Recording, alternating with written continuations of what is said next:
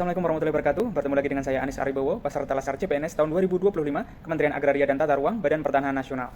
Di agenda 3, pembelajaran secara sinkronus dan asinkronus. Pembelajaran secara sinkronus bersama Bapak Nandang Iskandar dengan judul Kedudukan dan Peran PNS untuk mendukung terwujudnya Smart Government. Dalam pemaparannya, Bapak Nandang Iskandar menjelaskan bahwa aparatur sipil negara atau ASN sebagai motor utama birokrasi memiliki peran yang sangat penting dalam menjalankan roda pemerintahan dan pelayanan publik.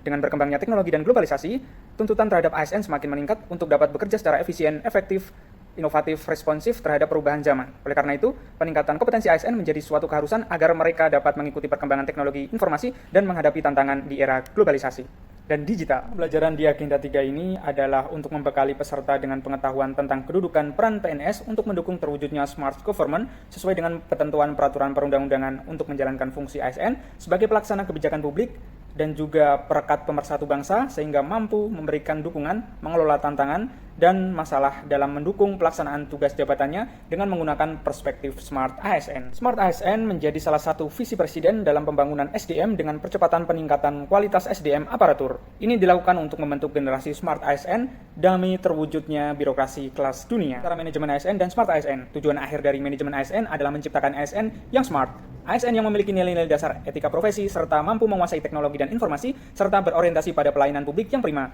Manajemen ASN menyediakan kerangka kerja dan proses untuk mencapai tujuan Smart ASN, sementara Smart ASN adalah indikator keberhasilan dari manajemen ASN.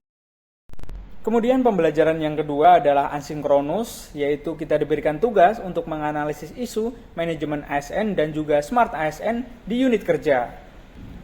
Kita disuruh mengidentifikasi beberapa isu aktual, minimal 3 isu, kemudian kita mendeskripsikan isu-isu tersebut, kemudian menguraikan dampak dan para pihak yang terkena dampak, kemudian menguraikan hubungan atau keterkaitan antara isu-isu tersebut dengan Smart ASN dan juga manajemen ASN.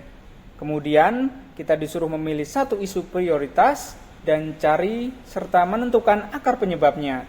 Kemudian kita disuruh untuk menemukan dan menjelaskan terkait gagasan efektif atau gagasan kreatif yang kita bisa lakukan. Dan di akhir video ini saya akan memberikan hikmah ajar yang saya dapatkan dalam pembelajaran hari ini.